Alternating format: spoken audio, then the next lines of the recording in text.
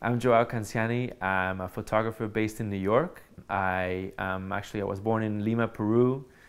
I was there till I was about 15, and then I moved to Canada, and then I decided to pursue photography. So I applied to a school, which was Art Center College of Design, and so then I decided to make the big move to the United States.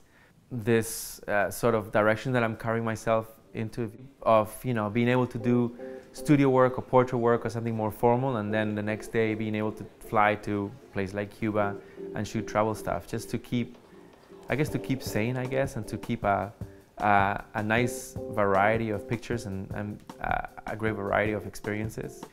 Shooting in Cuba was chaotic. It totally exceeded my expectations. It was a pretty crazy place. At first, I was a little bit intimidated. First couple of days were a little tough, but then after that, it was just pretty awesome being around and shooting all over the place.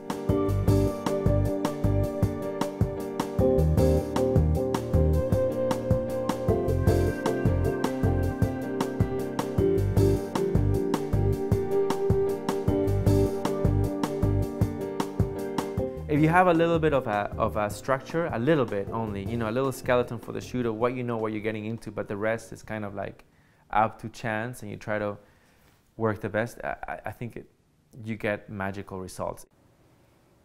For the Nicki Minaj shoot, it was a very ambitious shoot. It was weeks of pre-production, of talking to the magazine, of like emails back and forth about the art direction, about color backgrounds and all that kind of stuff.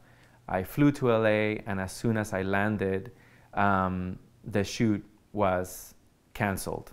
It happened to be that there was some miscommunication between the magazine and Nicki's people, that her glam team had not been aware of the shoot or something like that. Maybe like a week later, I flew back to LA, and finally the shoot happened.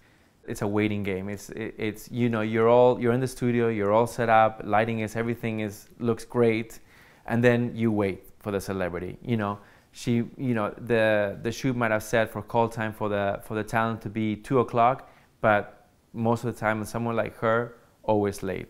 This time she wasn't too late. I personally get more nervous, and I become like sort of a time bomb. And then she suddenly shows up, even though she's got a big personality, she's got an entourage of people. I tell myself that, yeah, she's a human being. She's like you and me. That is kind of like the trick to me to be able to deal with people like that. The shoot with Jared Leto was way more relaxed. If you see him on TV or whatever, on movies, he's a more chill dude. He doesn't feel like he's got this sort of ego or personality carrying around, and he's quiet in his own way, but he's kind of funny, he's charming, and a pleasure to work with. So that was a very enjoyable shoot. The post-production for my pictures, I like to think it's pretty simple. My ultimate goal is to make it look sort of filmic, and then elevate it a little bit beyond that. There's no major retouching unless it's like skin blemishes. My retoucher just kind of like jokes around that everybody always wants natural, but to get to natural takes a lot of work of retouching, because you want to make it unnoticeable. I want to do more portraits, I want to do more assignments. I would love to work for magazines that hasn't happened yet, like for example, like the New Yorker or New York Times Magazine. More ad assignments. I don't know, just a little bit of everything. Just want to like a little bit world domination maybe.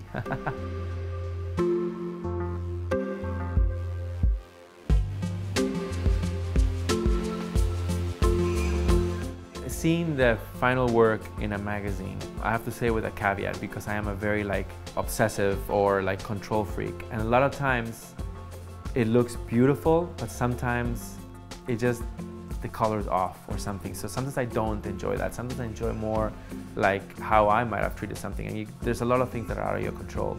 But when it's good, yeah, look at that. I did that cover. This is fantastic.